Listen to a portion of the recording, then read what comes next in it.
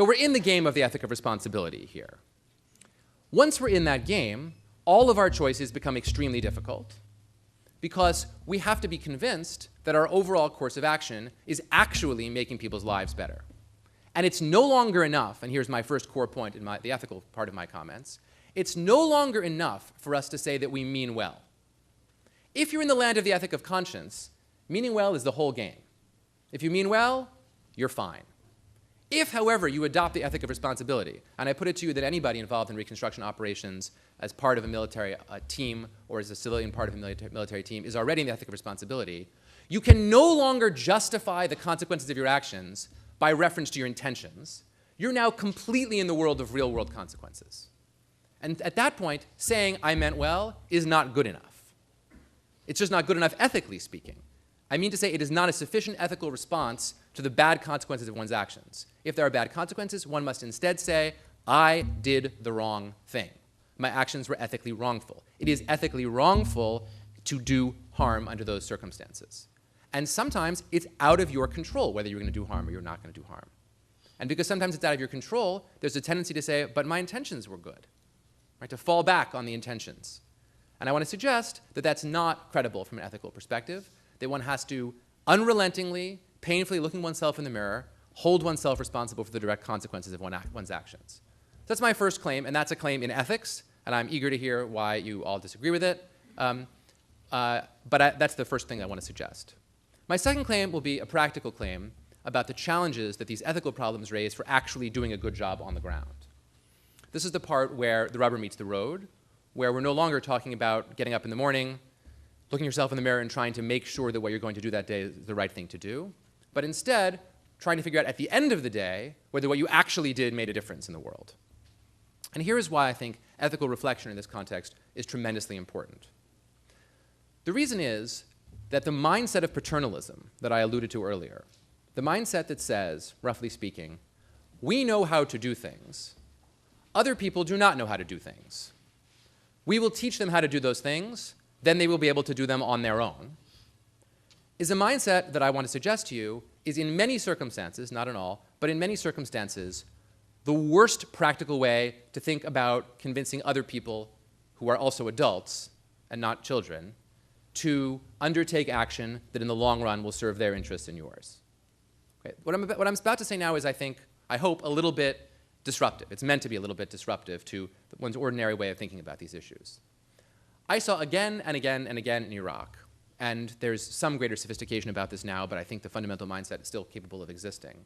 I saw again and again and again the impulse to say that if there was a system that needed replacing, a broken system, I'll take as an example the Baghdad traffic system, that because we were from a country which could perform basic tasks correctly, like, for example, keeping the traffic running, although anyone who thought that was obviously not from Boston, that therefore the solution was for us to introduce a solution that made sense to us because we believed it to be a functional solution, not because we had some philosophical commitment. I want to use the traffic example specifically rather than the example of establishing democracy, because there's a philosophical issue interwoven, right? We don't just promote democracy because we think that it works well, right? It often doesn't work very well. We introduce it because we think it's the right thing to do.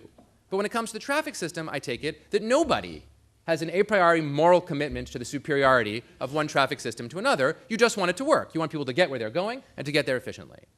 So, true story, many of you may have heard of this.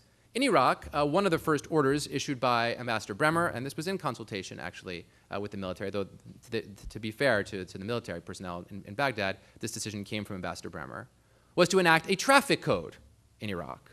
And the way that was done, does anyone know how that was done? Want to read about that in the paper? The Maryland Traffic Code was translated into Arabic and was enacted as law in Iraq by Ambassador Bremer. Now, you could say, as is sometimes said by philosophers of law, that it doesn't matter what traffic code you have, provided you have one. The great example that philosophers use in this context is they use the example of driving on the right side of the road. They say you don't have to drive on the right side of the road, you can drive on the left side of the road. It's arbitrary, but you have to pick one side of the road and stick with it.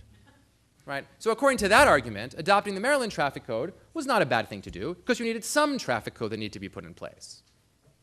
The reality, though, was, quite apart from the optics of this decision, and it wasn't widely known, so I don't think the optics were so disastrous. You had to pretty much be an insider to know this had happened. It wasn't still labeled Maryland on the inside. Quite apart from the optics, which are not really the serious problem, was the background assumption that our system, a system with which we were familiar, which presumably functioned, must be the solution, or a solution, that would functionally work on the ground, with no attention not only to the practical differences in running a traffic system, in, say, a place where there are frequently animals on the road, where security concerns are very different than they are in Maryland, where you could obviously think of all the differences that make this, I won't belabor the point. But more importantly than that, by the notion that there was no reason to look to the Iraqi model and no reason to ask Iraqis what might be improvements that could be made in their existing model and what might be effective means of enforcement. Now, the reason this matters in practical reconstruction is that there is something inherent to the mode of what I'm calling de facto occupation, to the mode of reconstruction in which we are engaged in reconstruction, to the mode of institution building in which we think that we are leading the building. There is something inherent to this structure that puts one in the position of telling other people how they should do it. We fight against it, we argue against it, we say again and again and again, this will be locally led. And then again and again and again, when the process is locally led and we're unhappy with the way it's going, we say, well, you haven't quite put the objectives correctly. Right? When we hear something we love, it's almost always because someone is telling something to us that we previously told to them. I have two contradictory messages. I have 2 minutes remaining and a no time remaining, so I'll split the difference and close.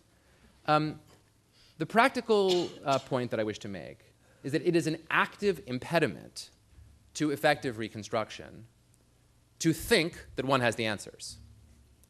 And the reason I think this is connected to the ethical point with which I began is that this too, just like the ethical problem, is built into the structure of what we're trying to do. So that doesn't mean we can abandon it. Doesn't mean we can walk away. Under my view of the ethical responsibility, it means we have to try to hold both things in our mind at the same time. You have to be aware of what you're trying to accomplish and simultaneously intensely self-aware of trying not to treat other people who are autonomous adults as though they were something other than that. Thank you.